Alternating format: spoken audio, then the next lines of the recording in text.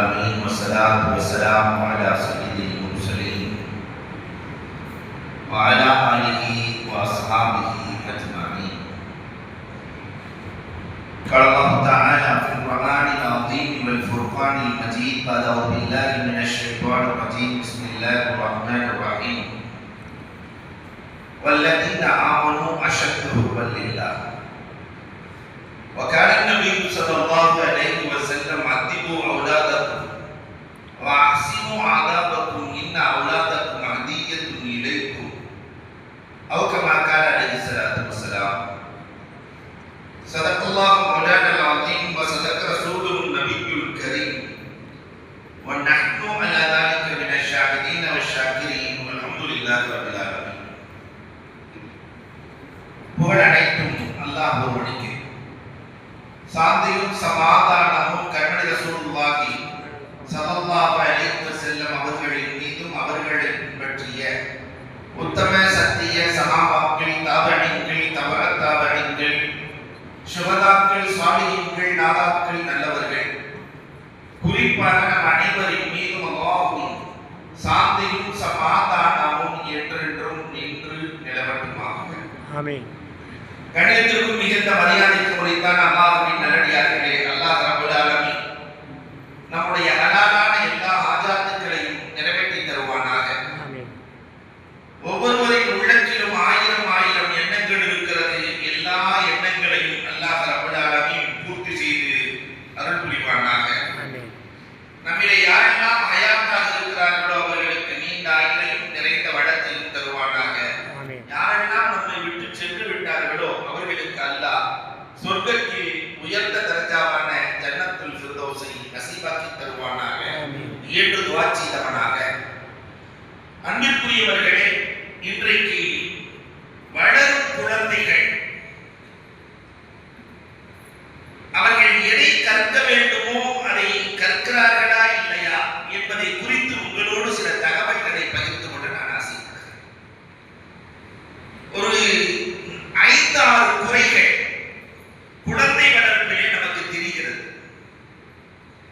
ஆனால் நம்முடைய முன்னோர்கள் இந்த குழந்தைகளை வளர்க்கிற போது 6 வேலைகளை செய்தார்கள். அதை நாம் செய்கிறோமா இல்லையா என்பதைத்தான் உங்களோடு நான் பகிர்ந்து கொள்ளப் போகிறேன். முதலில் ஒரு 30-40 ஆண்டுகளுக்கு முன்னால் வாழ்ந்த பெரியவர்களிலிருந்து பெருமானார் வரை பிள்ளைகளுக்கு அதிகமாக அல்லாஹ் என்ற வார்த்தையை கற்றுக் கொடுத்தார். ஆனால் இன்றைக்கு ஐயோ என்ற வார்த்தைகள் அதிகமாக இருக்கிறதே தவிர அல்லாஹ் என்ற வார்த்தை காணவில்லை. அந்த வார்த்தையின் பவர் என்ன? இதை முதலில் இந்த உம்மத்து உணர வேண்டும். அல்லாஹ், அல்லாஹ் தனக்கு வைத்த பெயர் அல்லாஹ். அந்த பெயரை இதுவரை யாருக்கும் வைக்காமல் அல்லாஹ் பாதுகாத்து வருகிறார். இத்தனை கோடி மக்கள், பல ஆயிரம் கோடி, அது யாருக்காவது அல்லாஹ் பேர் இருக்க? தன் பெயரை யாருக்கும் வைக்காமல் அல்லாஹ் பாதுகாத்து வருகிறார். அந்த அல்லாஹ் என்ற பெயர் என்ன வேலையெல்லாம் செய்திருக்கிறது? குர்ஆனுக்குள்ளும் ஹதீஸுக்குள்ளும் நுழைந்தால் நிறைய பார்க்கலாம். நபியுல்லா யூசுப் அலைஹிஸ்ஸலாத்தின் வரலாற்றை அல்லாஹ் குர்ஆனிலே நினைவுபடுத்துகிறார். யூசுப் அலைஹிஸ்ஸலாம் பில்கீஸ் ராணிக்கு எதற்கு அழைப்பு கொடுக்கிறார்கள். பில்கீஸ் ராணி வந்து விட்டார்கள். அரியணையிலிருந்து ராணியை பார்க்கிறார்கள். எல்லாம் குர்ஆன் சொல்லுகிற செய்தி. ராணி வருகிற போது ஆச்சரியப்பட வேண்டும். ஏதாவது ஒன்று செய்ய வேண்டும். இவர்கள் உலக சக்கரவர்த்தி. தன்னுடைய அமைச்சர்கள் அத்துணை பேர்களையும் அழைக்கிறார்கள்.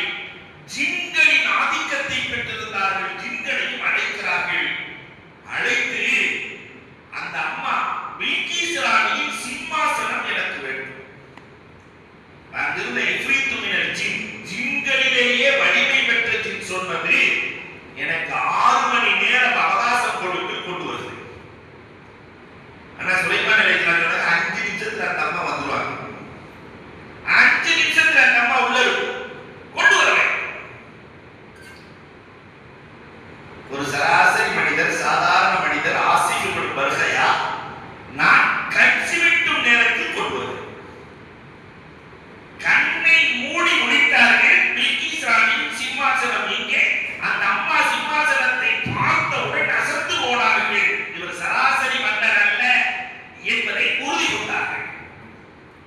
இதுக்கு முஃபஸ்ஸிரீன்கள் எழுதுகிற போது சொல்லுகிறார்கள், எப்படி கொண்டு வந்தார்கள்? ஆசிமிபுல் பர்ஷயா கன்சிமென்ட் நேரத்தில் கொண்டு வந்தார் என்றால் அவர் என்ன வார்த்தையை பயன்படுத்தினார்? உள்ளத்திலிருந்து அல்லாஹ் என்றார். சிம்மாசனம் நகர்ந்தது. பூமியை சுருட்டி அல்லாஹ் சிம்மாசனத்தை வைத்தான். தஃசீர்கள் சொல்லுகிறது என்றால் பூமியையே சுருட்டும் ஆற்றல் அல்லாஹ் என்ற வார்த்தையின் பவர். ஆனால் அந்த வார்த்தை இன்றைக்கு நம் சமூகத்திலே தொட்டதற்கெல்லாம் அல்லாஹ் என்று சொல்ற இந்த சமூகம் இன்றைக்கு வேறு வார்த்தைகளை பயன்படுத்துகிற சமூகமாக மாறி போயிருக்கிறது. நம் பிள்ளைகளுக்கு அல்லாஹ் என்ற வார்த்தையை ஒவ்வொரு நாளும் உச்சரிக்கும் பண்புகளை உருவாக்க வேண்டும். இந்த புகாக்கள் எழுதுவாங்க, குறைஞ்சது அவங்களுடைய பிள்ளைகள் எல்லாம் அந்த காலத்துல 3000 தடவை ஒரு நாளைக்கு அல்லாஹ் சொல்லிடுவாங்க. 3000 தடவை. ஆனால் இன்றைக்கு அல்லாஹ் என்ற வார்த்தையை எத்தனை முறை சொல்கிறோம்? ஹதீஸ்களிலே பார்க்கிறோம். தசு பெருமானார் தாத்துலிகா போர்க்களத்திற்கு செல்கிறார். பெருமானாருக்கு எப்பொழுதுமே போர்க்களத்திற்கு சென்ற தனியாக உறங்குவார்கள். ஒரு மரத்தடியில் உறங்கிக் கொண்டிருக்கிறார்கள். வாளை தொங்க விட்டு விட்டு உறங்குகிறார்கள். எதிரி தசு பார்க்கிறார், வாள் மேலே இருக்கிறது. முகமது தனியாக உறங்கிக் கொண்டிருக்கிறார். வாளை எடுத்து வெட்டிவிடலாம் என்று வாளை எடுத்தார். பெருமானார் நெஞ்சின் மீதியை அமர்ந்து கொண்டார். வாள் கையில் இருக்கிறது. ரசூலின் நெஞ்சின் மீது இவர் அமர்ந்திருக்கிறார். அமர்ந்து கொண்டு வாளை எடுத்து வெட்டச் செல்லுகிற வேளையில், மகனார் எல்லாம் என்னிடத்தில் இருக்கிறது, பலம் இருக்கிறது, வலிமை இருக்கிறது, ஆற்றல் இருக்கிறது, வாழ் இருக்கிறது, என்னிலிருந்து இப்பொழுது உன்னை யார் காப்பாற்ற முடியும் என்று நினைக்கிறார்? யார் காப்பாற்ற முடியும்? ஒரே ஒரு வார்த்தை தானே சொன்னார்கள், அல்லாஹ் என்றார்கள். உள்ளத்திலிருந்து வந்த அந்த சொல் அந்த மனிதனின் தசூரின் உள்ளத்தை தாக்கியது. தன்னை அறியாமல் வாழ் கீழே விழுந்தது. வாளை எடுத்தார்கள், கீழே தள்ளினார்கள். உன்னை யார் காப்பாற்றுவார்? உன்னை யார் காப்பாற்றுவார்? அல்லாஹ் அக்பர். நினைத்திருந்தால் ரசூல் 2 துண்டாக வெட்டி இருக்கலாம். பெருமானாரின் குரல் கேட்டு தோழர்கள் ஒன்று சேர்ந்து விட்டார்கள். தோழர்கள் நினைத்திருந்தாலும் வெட்ட அனுமதி கொடுத்திருக்கலாம். எதிரி பெருமானார் சென்று வா என்றார்கள். எதிரியை மன்னித்தார்கள். அவர் தன் நாட்டுக்கு சென்றார், தன் மக்களிடத்திலே சென்றார். முகம்மதை போல் ஒருவரை நான் கண்டதில்லை, அவர் உண்மை நபி என்று 100 குடும்பங்களை அழைத்து வந்து இஸ்லாத்தை ஏற்றார். பெருமானார் சொல்லுகிறார்கள், அல்லாஹ் என்ற ஒரு வார்த்தை என்னையும் காத்தது, 100 பேரை இஸ்லாத்திற்குள் அழைத்தது. அல்லாஹ் என்ற வார்த்தை, இந்த வார்த்தை இன்றைக்கு எங்கே போனது? இரண்டாவது பிள்ளைகளுக்கு சொல்லிக் கொடுக்க வேண்டிய முக்கிய பாடம் ரசூலின் நேசம், அஹ்ல பைத்தின் நேசம். அப்படின்னு யாருக்கு கேட்கிறாங்க? ரசூலுல்லாஹ்னா யார்? ரசூலின் குடும்பம்னா யார் என்று கேட்கிற நிலையில் இருக்கிறோம் நாம். அன்புக்குரியவர்களே, பாசம் இல்லாமல், ஒருவரின் மீது பாசம் இல்லாமல் அவரை நினைக்க மாட்டோம், பேச மாட்டோம், பின்பற்ற மாட்டோம், உடனிருக்க மாட்டோம். அத்தனைக்கும் அடிப்படை பாசம். ஆனா ரசூலின் மீது உண்டான பாசத்தை நம் பிள்ளைகளின் உள்ளத்தில் விதைத்தோமா? எல்லாம் செல்போன்ல இருக்கிற பாசம், ஊடகங்களின் பாசம். செல்போன் இல்லாமல் நிறைய குடும்பங்களில் பிள்ளைகள் சாப்பிடுவதில்லை. கையில கொடுத்தா தான் அதை பார்த்தா தான் சாப்பாடு உள்ளே போகுது இல்லையா? நிறைய வீடுகளில் உறங்குவதற்கு செல்போன், உண்ணுவதற்கு செல்போன், எழுவதற்கு செல்போன், அத்தனைக்கும் தொலைக்காட்சியும் தொலைபேசியும் தான். இந்த நேசம் வளர்ந்து கொண்டே இருக்கிறதே, நபிநேசத்தை வளர்த்தோமா?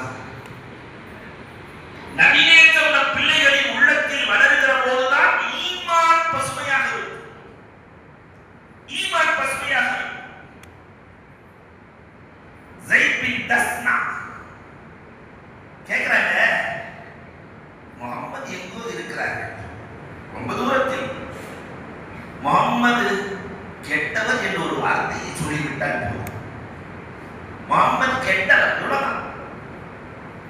ஸெய்த் பின் தஸ்லா சொன்னார்கள், உலகத்தின் கடைக்கோடியில் முகமது இருந்தாலும் அவரின் காலில் முள் தைத்தது என்று கேள்விப்பட்டால் நாங்கள் உயிரை விட தயாராக.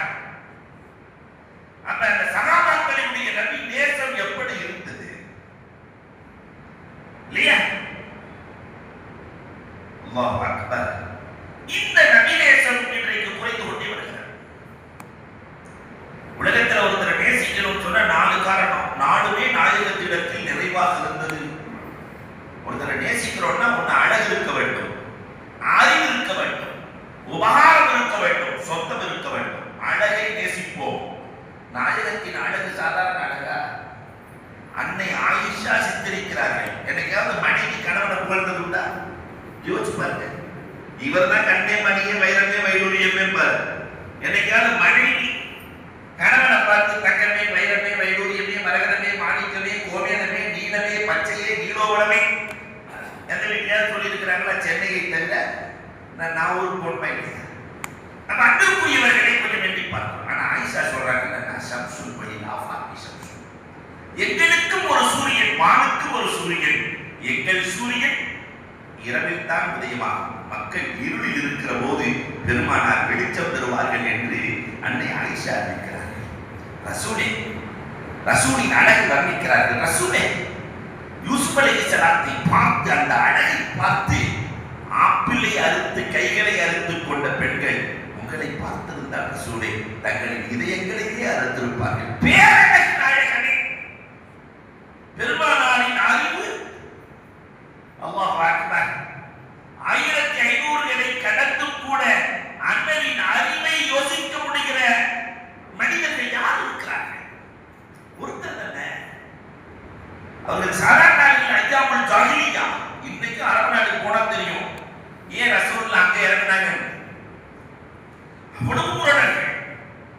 அந்த முரடர்களை எல்லாம் 1,00,000 பேர்களை மனிதர்களாக அல்ல, குர்ஆன் சொல்கிறது உலாயிக ஹிஸ்புல்லாஹ், அல்லாஹ்வின் ஆர்மிகளாக, புனிதர்களாக, யாரை பின்பற்றினாலும் வெற்றி நிச்சயம் என்கிற அளவிற்கு மாற்றி காட்டிய அந்த மாமனிதர், அந்த அறிவாளி, அந்த ஆளி, அந்த கண்மணி நாயகத்தை நாம் நேசிக்க வேண்டும். எல்லாத்தையும் செஞ்ச ரசூலுல்லாஹ் கடைசி என்ன கேட்டாங்க தெரியுமா? அல்லாஹ் பேசுறான், நான் இவ்வளவு செஞ்சு உங்களை சொர்க்கவாசி ஆக்கினேனே, இனி லாஸ்டலுக்கு வழி கேட்கிறா, இதுக்கு எனக்கு எந்த கூலியுமே வேணும். பெருமானா இதுக்கு எதுவுமே வேணாம். இல்லை மவத்தத்தை ஃபில்குர்பா, என் உறவுகளை நேசிப்பதை மட்டும் நீங்கள் கடமையாக்கிக் கொள்ளுங்கள். எனக்கு எதுவுமே வேணாம். என் குடும்பத்தை நேசியுங்கள், அது உங்களை சொர்க்கத்தில் சேர்க்கும் என்றார்கள். நான் சொல்லல, அல்லாஹ் சொல்றான். இல்ல மவத்தத்தை ஃபில்குர்பா ரசூல் சொன்னார். ஆனா நபியின் குடும்பம் யாரு? இப்ப கேட்டோம்னா சிக்கலாயிடும். நபியின் குடும்பம் யார்? அலி ரலியல்லாஹு வம்சத்தார்கள், உகைல் ரலியல்லாஹு வம்சத்தார்கள், ஜாஃபர் ரலியல்லாஹு வம்சத்தார்கள், இப்னு அப்பாஸ் ரலியல்லாஹு வம்சத்தார்கள், ரசூலின் மனைவிமார்கள், இவங்க எல்லாம் அஹ்லுல் பைத், ரசூலின் குடும்பம். இவர்களை நேசித்தார்கள். சஹாபாக்கள் எப்படி நேசித்தார்கள்? ஸைத் இப்னு சாபித் ரலியல்லாஹு, குர்ஆனை முதலில் எழுதிய சஹாபி ஸைத் இப்னு சாபித் ரலியல்லாஹு தஆலா. ஒட்டகத்துல போயிட்டு இருக்காங்க. ஸைத் இப்னு சாபித் ரலியல்லாஹு ஒட்டகத்துல போயிட்டு இருக்கும்போது ஹசன் ஹுசைன் ரலியல்லாஹு வர்றாங்க. சின்ன பிள்ளைங்க மேல இருந்து குதிச்சுட்டாங்க. கீழே குதிச்சு 2 பேரையும் தூக்கி மேல உட்கார வைக்கிறாங்க. அவங்க 2 பேரும் வயசானவங்க. ஸைத் நீங்க பெரிய மனுஷன், எங்களை போய் மேல உட்கார வைக்கிறீங்களே. ரசூலுல்லாஹ் அஹ்ல பைத்தை இப்படித்தான் கண்ணியப்படுத்த சொல்லி இருக்கிறார்கள். அந்த 2 பேரும் ஹசன் ஹுசைன் ரலியல்லாஹு அவங்க கையை கொஞ்சம் முடுங்கன்னாங்க. ஸைத் ரலியல்லாஹு கையை கொடுத்தோட கையில முத்தமிடுறாங்க. ஏன் கையில ஏன் முத்தமிடுறீங்க? ரசூலுல்லாஹ் அஹ்ல இல்ம், கல்வியாளர்களை இப்படித்தான் கண்ணியப்படுத்த வேண்டும் என்று சொல்லி இருக்கிறார். என்ன வாழ்க்கை, அழகான வாழ்க்கை. இந்த வரலாறுகளை எல்லாம் நம் பிள்ளைகளுக்கு சொல்லிக் கொடுத்து நபிநேசத்தை உருவாக்கி இருக்கிறோமா? இந்த மொபைலின் நேசத்தை விட்டுவிட்டு நாயகத்தின் நேசத்தை, நாயக குடும்பத்தின் நேசத்தை உருவாக்க வேண்டிய கடமை நமக்கு இருக்கிறது. 3, பிள்ளைகளுக்கு சிறு வயதிலேயே ஹலால் ஹராம் சொல்லித் தர வேண்டும். அப்படியானால் மதரசாவுக்கு கொஞ்சம் அனுப்பி வைக்க வேண்டும். ஹலால் ஹராம் துன்யாவுக்காக வேண்டி பாடுபடுகிற இந்த சமூகம் மறுமைக்காக வேண்டி பாடுபடுகிறதா என்றால் குறைந்து போயிருக்கிறது. என் பிள்ளை நுனிநாட்டில் ஆங்கிலம் பேசினால் போதும், பிஜி வாங்கினா போதும், எம்பிபிஎஸ் படிச்சா போதும், அதை படிச்சா இதெல்லாம் படிப்பதில் தவறில்லை. மார்க்கம் படிக்க சொல்லுகிறது. அதே நேரத்தில் ஹலால் ஹராம் உலகத்திலே வாழ்கிற போது எது ஹலால் எது ஹராம் சஹாபாக்கள் இதை செய்தார்கள். சின்ன வயதில் 8 வயது 9 வயதில் ஹலால் ஹராமை பற்றி நபித்தோழர்கள் தெளிவாக விளக்கி வைத்திருந்தார்கள். ஆனா இன்னைக்கு இருக்கிற பிள்ளைகள் ரொம்ப அறிவாளிகள். அவர்களுக்கு ஹலால் ஹராம் சொல்லிக் கொடுத்தோமா என்றால் இல்லை. வரலாற்றிலே பார்க்கிறோம். அபூ குர்சாஃபா ரசூலுல்லாஹ் பயான் பண்ணும்போது சுபுதுக்கு பின்னாடி எதிர்த்து போயிடுவார். சுபுதுக்கு பின்னாடி ரசூலுல்லாஹ் உபதேசம் செய்தார், கனவுக்கு விளக்கம் சொன்னார், அவர் எதிர்த்து போயிடுவார். அபூபக்கர் ரலியல்லாஹு தஆலா நாயகத்திடத்தில் ஒரு நாள் சொன்னார்கள், நாயகமே நீங்க எப்ப பேசினாலும் அவர் எதிர்த்து போயிடுற, அவர் முனாஃபிக்காக இருக்குமோ, அவர் நயவஞ்சகராக இருக்குமோ? பெருமானார் நாளைக்கு எழுந்து போகிற போது கேட்டார். மறுநாள் சுபு முடிகிறது. அபூ குர்சாஃபா கிளம்பி விட்டார். பெருமானார் தடுத்து நிறுத்தி, எதற்காக செல்கிறீர்கள்? அதற்கு இடையிலே வேகமாக அபூபக்கர் ரலியல்லாஹு அன்ஹு, அந்த முனாஃபிக், நீ ஒரு நயவஞ்சகரால் தான் செல்கிறாய் சொன்ன உடனே அவர் கண்ணில் இருந்து கண்ணீர். அபூ குர்சாஃபா கண்ணில் இருந்து கண்ணீர். ரசூலே, என் வீட்டுக்கு பக்கத்தில் ஒரு யூதனின் பேரித்த மரம் இருக்கிறது. அதன் மாது கிளை ஒன்று என் வீட்டுக்குள் இருக்கிறது. சில பேரித்த பழங்கள் என் வீட்டுக்குள் விழுந்து விடுகிறது. ஒரு நாள் தொழுகையை முடித்து உபதேசத்தை எல்லாம் முடித்து விட்டு சென்றேன். என் பையன் ஒன்றை தூக்கி வாயில போட்டுட்டான். நின்று கொண்டிருந்தான். அதை எடுத்து நான் பிடிங்கி அங்கே போட்டு விட்டேன். என் பிள்ளைகளை ஹராமிலிருந்து பாதுகாக்கத்தான் நான் சீக்கிரமாக சென்றேன். ஹராமிலிருந்து பாதுகாக்கத்தான் சீக்கிரமாக செல்கிறேன். இப்பொழுது நிலைமை மாறுகிறது. அபூபக்கர் ரலியல்லாஹு கண்களில் இருந்து கண்ணீர் ஓடுகிறது. ஒரு நல்ல மனிதனை போய், ஒரு கடப்பற்ற மோமினை போய் முனாஃபிக் என்று சொல்லிவிட்டோமே, அதனால் அந்த மரம் எத்தனை கோடியானாலும் பரவாயில்லை வாங்கி கொடுத்து. அடுத்த நாள் முனாஃபிக் அவங்கள்ட்ட போய் பேசுறாங்க, யூதர்கிட்ட போய் பேசுறாங்க, இந்த மரம் எனக்கு வேணும். 40 தீனார் பெற வேண்டிய மரத்தை 400 தீனார், வழியே சென்றால் விலை அதிகம் தானே அன்றும் இன்றும். 400 தீனார் சரி என்று 400ஐ கொடுத்து வாங்குகிறார்கள். வாங்கி அபூ குர்சாஃபா சொன்னாங்க, இந்த மரத்தை வாங்கியாச்சு, உங்களுக்கு சொந்தமானது. அல்லாஹ் அக்பர். யூதனுக்கு 2 சந்தோஷம். மரம் அவங்க வீட்டில் தான் இருக்கு. 40க்கு பகரமாக 400 தீனார் கிடைத்திருக்கிறது. 2 சந்தோஷம். வரலாறு என்ன பேசுகிறது தெரியுமா? ஹதீஸ் நூல்களை எடுத்து பாருங்கள். அடுத்த நாள் அந்த மரம் அபூ குர்சாஃபாவின் வீட்டில் இருந்தது. அபூ குர்சாஃபாவின் வீட்டுக்கு இடம்பெயர்ந்தது. அன்புக்குரியவர்களை எண்ணி பார்க்கிறோம். ஹலால் ஹராமி எவ்வளவு பேணுதலாக இருந்தார்கள். இன்றைக்கு நம் சம்பாத்தியத்திலும் ஹலால் ஹராம் பேணுதல் இல்லை, குழந்தைகளுக்கும் ஹலால் ஹராம் பேணுதல் இல்லை, சொற்களிலும் ஹலால் ஹராம் பேணுதல் இல்லை. பிள்ளைகளை வளர்க்கிற போதே ஹலால் ஹராமை சொல்லிக் கொடுத்து புனிதர்களாய் வளர்க்க வேண்டும். அல்லாஹ் கபூல் செய்தால் புரிவானாக. காலாவதாக பிள்ளைகளுக்கு கூடி வாழுதலை சொல்லித் தர வேண்டும். இன்னைக்கு அது ரொம்ப குறைஞ்சு போச்சு நகர்ப்புறத்துல. நாம சின்னதா இருக்கும் போதெல்லாம் சொல்லி தருவாங்க. ஏதாவது சாப்பிட கொடுத்தாங்கன்னா எல்லாரும் சேர்ந்து சாப்பிடுறாங்க. எல்லாரும் சேர்ந்து சாப்பிடுங்கம்மா, பகிர்ந்து சாப்பிடுங்கம்மா, இதெல்லாம் சொல்லுவாங்க. இன்னைக்கு அப்படியே மாற்றமா போச்சு. வெளியே போகாதடா புடுங்கி திட்டுவானுங்க, வெளியே போகாதடா புடுங்கி திட்டுவானுங்க, நீ எங்கேயும் போகாதடா, இன்னைக்கு இங்கே உட்கார்ந்து சாப்பிட்டு கூடா. இந்த சமூகத்திற்கு பெயர் கபீலாக்களா வாழ்ந்த சமூகம். கபீலாக்கள் கூடி வாழுகிற சமூகம் இஸ்லாமிய சமூகம். மஹல்லாக்களில் இணைந்து வாழுகிற சமூகம் இஸ்லாமிய சமூகம். ஆனால் இன்றைக்கு அந்த இணைப்பு போனதால் நிறைய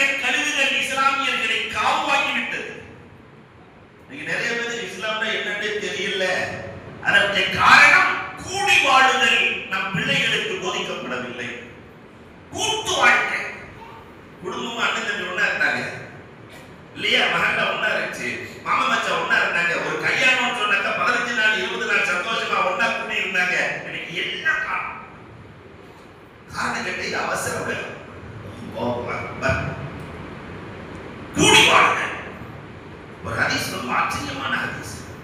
பெருமானார் ஸல்லல்லாஹு அலைஹி வஸல்லம் அவர்கள் சுபஹ் தொழுது விட்டு வெளியே வருகிறார்கள். வெளியே வந்தா ஓநாய் ஃபுல்லா பள்ளிவாசலை சுற்றி முற்றுது. சஹாபாக்கள் ஓடி உள்ள வந்தாங்க. ரசூலே எல்லாம் ஓநாயா உட்கார்ந்துருக்கு. பெருமானார் நேரா வெளியே போனாங்க. அந்த ஓநாய்களில் பெரிய ஓநாயிடத்தில் பெருமானார் பேசினாங்க. அதுல கூட ஒரு லாஜிக். அந்த ஓநாய் தலைவர்களிடத்தில் ரசூல் பேசுகிறாங்க. ரசூல் எல்லா பொருளோடும் பேசி இருக்கிறாங்க. எதுக்காக பள்ளியை சுற்றி முட்டுகள் கேட்டாங்க. இல்ல முன்னாடி இஸ்லாத்துக்கு முன்னாடி உங்க தோழர்கள் ஆடுதான் மேய்த்தார்கள், இப்பொழுதும் ஆடுதான் மேய்க்கிறார்கள். ஆனால் இப்பொழுது அவர்கள் மேய்க்கிற ஆடுகள் எங்கள் கண்களுக்கு தெரிவதில்லை. பெருமானார் தோழர்களை பார்த்து சொன்னாங்க, நீங்க கொடுக்கிற ஜகாத்து எதிரிகளின் கண்ணை எப்படி மறைத்தது பார்த்தீங்களா? ஜகாத் ஒரு ஆள் கரெக்டா கொடுத்தாருன்னா அரசாங்கமா இருக்கட்டும் எந்த எதிரியா இருந்தாலும் எதிரியின் கண்ணை மறைத்து விடும். எப்படி மறைத்தது பார்த்தீங்களா? சஹாபாக்களுக்கு சந்தோஷம். ஆனா இந்த ஓனாய் எல்லாம் பட்டியா இருக்கு. பெருமானார் ஸல்லல்லாஹு அலைஹி வஸல்லம் சொன்னார்கள், ஓனாய் இடத்துல பட்டியா இருக்கிறீங்களா? ஆமா, சாப்பிட்டே 2-3 நாள் ஆச்சு, எங்களுக்கு உணவே கண்ணுக்கு தெரியல. பெருமானார் சொன்னார்கள், எந்த ஆடுகள் ஜமாத்தை விட்டு கூட்டத்தை விட்டு தனியாகிறதோ அது இனி உங்கள் இறைகள் என்றார்கள். ஜமாத்தை விட்டு எது தனியாகிறதோ, காட்டுல கூட பார்க்கலாம், தனியா போன எருமையத்தான் வேட்டையாட முடியும், தனியா போன மானைத்தான் வேட்டையாட முடியும். எது ஜமாத்தை விட்டு கூட்டமைப்பை விட்டு தனியாகிறதோ அது உங்கள் உணவுகள். அப்ப எதிரிகளின் உணவுகள் யார் என்றால், யார் கபீராவை விட்டு ஜமாத்தை விட்டு வெளியே போகிறார். அவ கூடி வாழுதல் என்பதை கற்றுக் கொடுக்க வேண்டும். ரஷ்யாவுக்கு போனாங்க 8 பேர். இந்த ரஷ்யாவை எப்படி உருவாக்குனாங்கன்னு தெரியுமா? கூட்டு வாழ்க்கை. இடத்தை எல்லாம் சேர்ந்து வாங்கி போட்ட வேண்டியது. போனது 8 பேர் தான். இடத்தை வாங்கி இஸ்லாத்தை ஏற்றவர்களை ஓரிடத்தில் அமர வைத்தார். முறையில் செஞ்ச வேலை தான். 10 ஏக்கர் வாங்குறோம், ஒரு ஊர்ல இருந்து அவுட்ல வாங்குறோம்னு சொன்னா அந்த இடத்துல சலாமத்தம் செய்ய வேலை. அந்த இடத்தை பிரித்து தன்னுடைய உறவுகளை இஸ்லாமியர்களை ஒன்றாக அமர வைத்து கபீராக்களை உருவாக்குதல், மஹல்லாவை உருவாக்குதல். நடுவுல ஒரு பள்ளிவாசல் 200 அடி 300 அடிக்கு அப்செக்ஷன் இல்லைன்னா தான் பள்ளிவாசல் உருவாக்க முடியும். சுத்தி எல்லாமே நம்ம தான் இருக்கலாம். நடுவுல பள்ளிவாசல் வந்தா எந்த அப்செக்ஷன் வரப்போகிறது? உருவாக்கினார்கள். இன்றைக்கு இப்படி மஹல்லாக்களை மஹல்லாக்களாக மஹல்லாக்களை உருவாக்குகிற பண்பு எங்கே போனது? அல்லாஹ் அக்பர். அப்ப நம்முடைய பிஞ்சுகளுக்கு பிள்ளைகளுக்கு சொல்லிக் கொடுக்க வேண்டும், கூடி வாழுதலை கற்றுக்கொள்ளுங்கள். 5ஆவதாக நம்முடைய பிள்ளைகளிடத்திலே அழுத்தமாக சொல்ல வேண்டும், பெற்றோர்களின் கடமை குர்ஆன் ஓத தெரியாத ஒருவர் கூட வரக்கூடாது. எல்லோரும் குர்ஆன் ஓத தெரிந்தவர்களாக, கலாமுல்லாஹ் அல்லாஹ்வினுடைய வேதம், அல்லாஹ்வோடு பேசுவது. ஆனா இந்த குர்ஆன் ஓத தெரிந்தவர்கள் இன்றைக்கு எண்ணிக்கையில் குறைந்து கொண்டே செல்கிறார்கள். 100க்கு 5 பேருக்கு குர்ஆன் ஓத தெரியுது. இன்னைக்கு 100க்கு 5 பேர், பாக்கி யாருக்கு குர்ஆன் ஓத தெரியல. நம்ம முன்னோர்கள் எப்படி இருந்தாங்கன்னு சொன்னா 100க்கு 95 பேர் குர்ஆன் ஓதிட்டு இருந்தாங்க. நான் சொல்றது என்னைக்கும் 1000 வருஷத்துக்கு முன்னாடி சொல்லல, ஒரு 40 வருஷத்துக்கு முன்னாடி உள்ள வாழ்க்கை. 95% குர்ஆன் ஓதினார்கள், 5%க்கு ஓத தெரியாது. இன்றைக்கு 95%க்கு குர்ஆன் தெரியவில்லை. குர்ஆனை ஓதுகிற பண்பாவது இந்த உம்மத்திற்கு வர வேண்டும். குர்ஆன் ஓதுவது கஷ்டமா? வலக்கத் யஸ்ஸர்னல் குர்ஆன லிذிக்ர். அல்லாஹ் குர்ஆனில் சொல்கிறான், உலகத்தில் இருக்கிற பாஷையிலேயே எளிமையான பாஷையாக அரபியை ஆக்கி அந்த அரபியை குர்ஆனில் லேசாக நாம் அமைத்துக் கொடுத்திருக்கிறோம். ஆ இ உ தெரிஞ்ச குர்ஆன் தெரியும், ரொம்ப லேஸ். ஒரு 3 மாத காலம் ஒருவர் முயற்சி செய்தால் சரளமாக குர்ஆனை ஓதலாம். அடிக்கடி சொல்றது உண்டு, 70 வயசு பெரியவர், கோயம்புத்தூர் 70 வயசு பெரியவர், 7 கடை. ஆசியார் உங்களுக்கு எத்தனை சூறா தெரியும்? வியாபாரத்துல பயங்கரமா வண்டிங்க, 7 கடை வண்டிங்க, 80-90 பேர் உங்கள்கிட்ட வேலை செய்யறாங்க. குர்ஆன்ல எவ்வளவு உங்களுக்கு தெரியும்? அதுல 4 சூரா தான் தெரியும். அல்ஹம்து சூரா, குல் ஹுவல்லாஹ், குல் அஊது பிரப்பில் ஃபலக், குல் அஊது பிரப்பின் நாஸ். அல்லாஹ்ட்ட இப்படி போய் பதில் சொல்ல முடியாது. 4 சூரா தான் தெரியும்னு சொல்ல முடியாது. 70 வயசுல 15 வயசு சிறு பிராயம், சின்ன பிள்ளையா இருப்போம், விட்டுருவோம். பாக்கி 55 வயசுக்கு 55 சூறாவாவது தெரியும். வருஷத்துக்கு 368 நாளைக்கு ஒரு சூறா. பக்ராவுல இருந்தாலும் வேண்டாம், பின்னாடி இருந்து குல் அஊது பிரப்பின் நாஸ், குல் அஊது பிரப்பில் ஃபலக், குல் ஹுவல்லாஹ் தெரியும். அல்லாஹ்ட்ட பதில் சொல்லணுமே. என்னாச்சு தெரியுமா? அவர் 76 வஃபாத் ஆகிறார். வஃபாத் ஆகிற போது ஹாஃபிலுல் குர்ஆன், குர்ஆன் மனனம் 30 ஜுசுக்கள் மனனம் முடியாது என்பது மனித அகராதியிலேயே இல்லை. அப்ப நாம் குர்ஆனை தெரிந்து நம் பிள்ளைகளுக்கும் கொடுக்க வேண்டிய கடமை. அது குர்ஆன் மட்டும் உள்ள வந்துருச்சுன்னா, ஓதுகிற பழக்கம் வந்தா எல்லா கெட்ட பழக்கங்களும் வெளியே போயிடும். இதான் தகவல் குர்ஆன். குர்ஆன் உள்ள நுழைச்சுனா எல்லா அஹ்லாக்கே பாத்திலா கபீஹா எல்லாமே. அல்லாஹு அக்பர். குர்ஆன் ஓதுகிற நன்மக்களாய் அல்லாஹ் நம்மை ஆக்குவான். ஆமென். நிறைவாக நம் பிள்ளைகளுக்கு சொல்லித் தர வேண்டிய மிக முக்கியமான பாடம் இன்றைக்கு குறைந்து கொண்டே வருவது மனிதனே இரக்கம், அடுத்தவர்களின் மீது பாசம். சர்வசாதாரணமாக கொலைகள், சின்ன பையன் கொலை செய்யறான், தன்னுடைய அண்ணனோடு சண்டை, தம்பியோடு சண்டை, இரக்கமற்ற சூழல். 20 வயசு அண்ணியனை பிடிச்சிட்டு போகும்போது காலில் விழுந்து கிளறாங்க, கதறுகிறார்கள் தாய் தகப்பன். எட்டி உதைத்து விட்டு இன்னொருவனின் கரம் பிடிக்கிற இரக்கமற்ற சூழல், மனிதநேயமற்ற செயல்கள் இன்றைக்கு நம்முடைய பிஞ்சு பிள்ளைகளின் உள்ளத்தில் இருக்கிறது என்று சொன்னால் நாம ராம கற்றுக் கொடுக்கணும். பிள்ளைகளுக்கு பாசம்னா என்ன, எல்லோரிடத்திலும் எப்படி பழக வேண்டும். உலகத்தில் இருக்கிற எல்லாம் மனிதர்களை நேசிக்கிறது, மனிதர்களிடத்திலே பாசமாக இருக்கிறது. நாய் பாசமா இருக்கு, பூனை பாசமா இருக்கு. ரதீஸ்ல பெருமானா செலவுதான் அவரை பேசுறதுடைய வரலாறு பாடமானவங்க. ஒட்டகம் ரசூலிடத்தில் ஒட்டகத்தை பற்றி, நான் வளர்க்கிற ஒட்டகத்தை பற்றி முறையிடுகிறார் அந்த சஹாபி. ரசூலே, நான் என் ஒட்டகத்தை புள்ள மாதிரி வளர்க்கிறேன், ஆளா போன அந்த ஒட்டகம் என்ன தூங்கவே வருதில்லை. நான் புள்ள மாதிரி வளர்க்கிறேன் ஒட்டகத்தை, ஆனா அது என்ன தூங்கவே வருதில்லை. படுத்தா ஒரே கத்துது ரசூல். ரசூல்ல ஒட்டகத்தை கூப்பிட்டு பேசினாங்களாம், எஜமான் சொல்றது சரியா? ஆமா ரசூலே, அவர் சொல்றது எல்லாம் சரி, ஆனா புள்ள மாதிரி அவர் சாப்பிடவே மாட்டார், எனக்கு கொடுத்துட்டு தான் சாப்பிடுவார். சொல்றது என்ன சரி? காலையிலிருந்து மாலை வரை உழைக்கிற என் எஜமான் மகரிபு தொழுது விட்டு இஷா தொழுகாமலே தூங்கி விடுகிறார். அவர் எழுகிற வரை, தொழுகிற வரை நான் அழுகிறேன். நரகத்தை என் எஜமானனுக்கு என்னால் வழங்க முடியுமா? தொழுதல் என்ன நரகத்துக்கு போய்வாரே. அதனால எழுகிற வரை, தொழுகிற வரை நான் அழுகிறேன். அந்த சகாபி நடக்கல, பாய்ந்து போய் நெற்றியிலே முத்தமிட்டு தன்னுடைய ஒட்டகத்தை கட்டி அணைத்துக் கொண்ட வரலாற்றை பார்க்கிறோம். ஒரு ஒட்டகம் வளர்த்தவரை நேசிக்கிறது, ஆனால் இன்றைக்கு வளர்த்தவர்களை நேசிக்கிற பிள்ளைகள் இல்லை. நேற்றைய முன்தினம் ஒருத்தர் சொன்னாரு, முதியோர் இல்லம் பள்ளிவாசல் வைக்கலாம். நபூது பில்லா, இந்த சமூகம் அதிலிருந்து பாதுகாப்பை பெற்றிருக்கிறது. பள்ளிகளில் முதியோர் இல்லமா? எல்லா அமெரிக்காவில் இருக்கிறாங்க, ஆஸ்திரேலியாவில் இருக்கிறாங்க, முதியோர் கஷ்டப்பட்டு இருக்கிறாங்க, நல்ல காசு கொடுத்துருவாங்க வச்செல்லாம். அமெரிக்காவில் இருப்பதை விட, ஆஸ்திரேலியாவில் இருப்பதை விட, அங்கே லட்சக்கணக்கில் கோடிக்கணக்கில் ஊதியத்தை பெறுவதை விட கஷ்டப்படுகிற தாய் தகப்பனுக்கு ஒரு நாள் தண்ணீரை கொடுப்பது, தண்ணீரை கொடுப்பது. ஆனால் இந்த சமூகத்தில் தெரியவில்லை. அவர் தாய் தகப்பன் மீது ராகம், அன்பு, பாசம். இந்த ஆறையும் நம் பிள்ளைகளுக்கு சொல்லிக் கொடுத்து வளர்க்க வேண்டிய கடமை நமக்கு இருக்கிறது. அல்லாஹ் ரப்பல் ஆலமீன் வளரும் தலைமுறைகள் சிறந்த தலைமுறைகளாக